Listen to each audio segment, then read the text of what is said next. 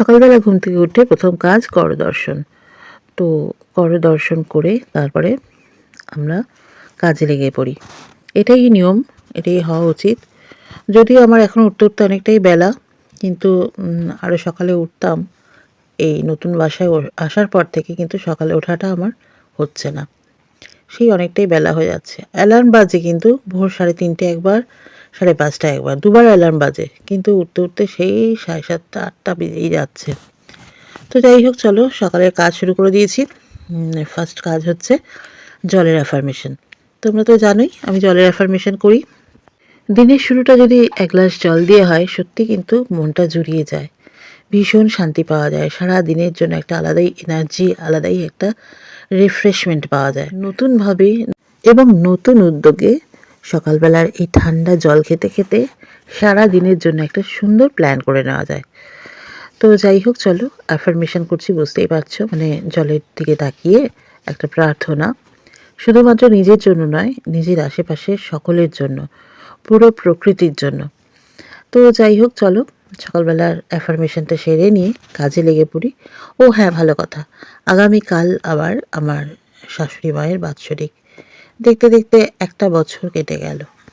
যদিও একদম ছোট্ট করেই বাৎসরিকটা করছি, শুধু মন্দিরে গিয়ে আমরা নিজেরা বাৎসরিকের অনুষ্ঠানটা সেরে নেব। কোনো লোকজন সেভাবে বলছি না, শুধু আমার দেওর আর যা সম্ভবত আসবে ওদেরকেই বলেছি। আর এদিকে দেখো, কালকে যেহেতু শাশুড়ি বাৎসরিক, আজকে আমাদের সংযম করতে হবে, তাই মুগের ডাল আর নিরামিষ বাঁধাকপির তরকারি, বেলায় হয়তো একটু ভাজাভুজি বা একটু কিছু করে নেব। তো যাই হোক, চা খেতে খেতে ওদিকে রান্নাটাও বসিয়ে চাপিয়ে দিয়েছি, কারণ অরূপ খেয়ে বেরোবে অফিসে, মিমিও কলেজে যাবে। তো অরূপ ভাত খেয়ে বেরোবে, আর পরোটা, যেহেতু আজকে সংযম, আমরা তো পোড়া খাবো না, পরোটা আর তরকারি নিয়ে যাবে। মিমিও সেম ভাত খেয়ে যাবে আর পরোটা আর তরকারি নিয়ে যাবে। তো দেখতেই পাচ্ছ, অরূপ কিন্তু অফিসের দিকে রওনা দিয়ে দিয়েছে। আর এবারে আমার মেয়ের পালা। এই দেখো, কলেজে যাওয়ার সময় এরকম বায়নাক্কা, এইটুকু যদি না খাইয়ে দিই ওর খাবেই না। এক গাল খেয়ে বললো আর খেতে পাচ্ছি না। তো নামই বড় হয়েছে, ছেলে মানুষই এখনো যায়নি। তো তো এগুলো চলে আর কি, মায়েদের এগুলোই কাজ, আমাকেও যথারীতি করতে হয়। তো ওই কলেজে যাওয়ার জন্য রেডি হচ্ছে, আর আমি মুখে খাবারটা দিয়ে দিচ্ছি। আর বকর বকর বকর বকর করে চলেছে, আর কত হাসি, কথায় কথায় কিলকিল কিলকিল করে হাসবে। এই হচ্ছে আমার মেয়ের কারবার, বুঝতে পেরেছো? তো চলো, যাই হোক, এই কলেজে বেরোনোর সময় কত কিছু বই বই বই বই করে কানে ঢোকাতে হয়, না তো এটা ভুলে যাবে, ওটা ভুলে যাবে, সেটা গন্ডগোল করবে, এই হচ্ছে কারবার। তো যাই হোক, চলো, মেয়েকে মোটামুটি খাইয়ে দিয়েছি। তাই বায়না করছে যে খাবো না, আর না, আর খাবো না, আর খাবো না, এই করেই চলেছে। তো চলো এবারে মেয়ের টিফিনটা গুছিয়ে দিই। দেখো, মেয়েকে বললাম না পরোটা দেবো, ওই 3টে পরোটা আর বাঁধাকপির তরকারি।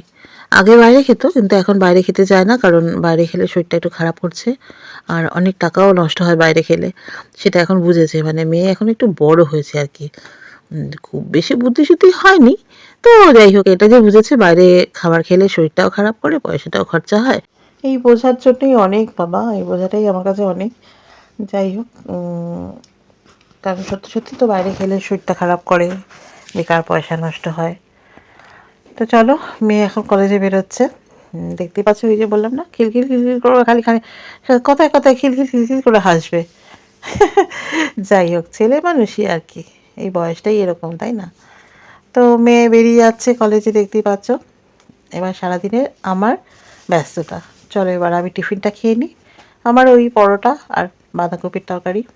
এবার যেটা বড় কাজ, ঘর ক্লিন করা, কারণ ঘরটা পুরো একদম খুব বাজে অবস্থায় আছে। দেখো, আমি একটা কথা মনে করি যে অনেক বেশি দামি দামি ফার্নিচার ঘরে নাই থাকুক, কিন্তু ঘরটা যদি প্রপার অর্গানাইজ করা থাকে না, তাহলে অনেক শান্তি লাগে, মনটাও ভালো লাগে। তো যাই হোক, ঘরটা এত এলোমেলো হয়ে আছে, বিছানাপত্র তোমরা দেখলে, মন ভালো করার জন্য মনটা একটু মিষ্টি মিষ্টি করছিল, কিন্তু ঘরে একটা ফোঁটা মিষ্টি নেই, ফ্রিজেও কোনো মিষ্টি নেই, ঠাকুরের মিষ্টিও শেষ।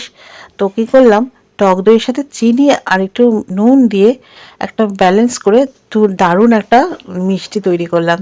তো সেটা রসিয়ে কষিয়ে খেলাম, দেখলে। এবার চলে এসেছি সেলফ কেয়ার করতে। আসলে আজকে শুক্রবার, আর তোমাদের আগে বলেছি না, শুক্রবার করে সেলফ কেয়ার করা উচিত, কারণ শুক্রবার যদি সেলফ কেয়ার করা যায় তাহলে শুক্র স্ট্রং হয়। আর শুক্র যদি স্ট্রং হয় তাহলে প্রচুর পরিমাণে অ্যাবান্ডেন্স অ্যাট্রাক্ট হয়, মানে লাইফে, তোমার লাইফে প্রচুর পরিমাণে অ্যাবান্ডেন্স অ্যাট্রাক্ট হবে যদি তোমার শুক্র স্ট্রং থাকে।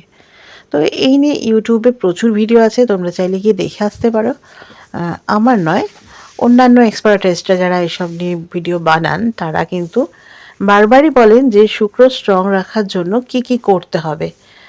আর শুক্র স্ট্রং থাকলে লাইফটা অনেক সুন্দর হয়। তো চলো, ফ্রিতে জ্ঞান দিয়ে দিলাম, এত জ্ঞান দেওয়া ভালো না, জ্ঞান দেওয়ার জন্য অনেক বড় বড় মানুষরা আছে। Just kidding. তো মুখে দেখতেই পাচ্ছ যে টোটাল ফেস প্যাকটা লাগিয়ে নিলাম। এটার মধ্যে অনেক কিছু দিয়েছি, টক দই, মধু, কফি, আবার ওদিকে almond oil, olive oil, coconut oil, vitamin E capsule, এগুলো দিয়ে একটা প্যাক বানিয়ে মুখে লাগালাম, ক্লিন করলাম। তারপর মুখটা ধুয়ে এসে অ্যালোভেরা জেল আর ময়েশ্চারাইজার মিশিয়ে একটুখানি মুখটা ফ্রেশ করে লাগিয়ে দিলাম। আর এদিকে দেখো, ঘরে একটু ধূপকাঠি খুঁজে পাচ্ছি না, বাড়ি শিফটিংয়ের পর কোথায় দিয়ে গেছে জানি না, তাই জন্য একটুখানি ফ্রেশনার দিয়ে নিলাম। কেন একটা মিষ্টি গন্ধ থাকলে ভালো লাগে, ঘরের মধ্যে একটা পজিটিভ ভাইব পাওয়া যায়। তো একটু রুম ফ্রেশনার দিয়ে নিয়ে এবার সন্ধ্যাবেলা স্নান টান সেটা আমার তো সন্ধ্যাবেলা করে একবার স্নান করতেই হয়, তোমরা জানো। এই জন্য আমার পিসি আমাকে খুব বকাবকি করে সন্ধ্যাবেলা স্নান করি বলে, কিন্তু পারি না না স্নান করে। তো স্নান করে এসে পুজো দিলাম, ওই যে আমার ছোট্ট পুচু। আর এই যে গুরুদেব, এই যে দেখছো তোমরা বাটিতে পয়সা, এগুলো কিছুই না, আমাদের ওই যে 1 টাকা করে ইষ্টভৃতির টাকা রাখতে হয় প্রতিদিন সকালে, ওই পয়সা। আর পুচুকে দেখলে, আর আমি একদম ফ্রেশ হয়ে চলে এসেছি, মনটাও ভালো লাগছে। শুক্রবার দিনকে একটুখানি সেজেগুজে থাকাটা ভালো, নিজের কেয়ার করা ভালো, নিজেকে হ্যাপি রাখা ভালো। তো যাই হোক, এখন রেডি হয়েছি, যাব হচ্ছে দোকানে। তো চলো আমার সাথে তোমরা দোকানে যাবে। তো আসলে কি বলো তো, ঘরদোর পরিষ্কার পরিচ্ছন্ন করে গুছিয়ে রাখলে আর নিজেকে একটু সুন্দর করে সাজিয়ে গুছিয়ে রাখলে মনটা কিন্তু সত্যি ভালো হয়ে যায়।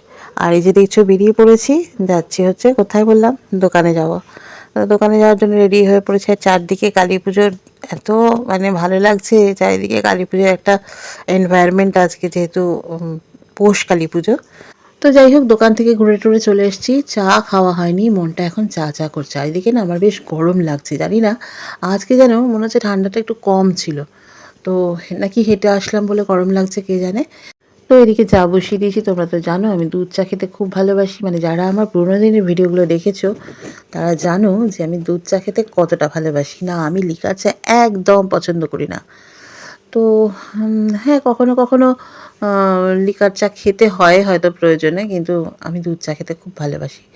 আর বেজায় খিদেও পেয়েছিল, তো একটু বিস্কুট নিয়ে নিয়েছি, দেখতেই পাচ্ছ।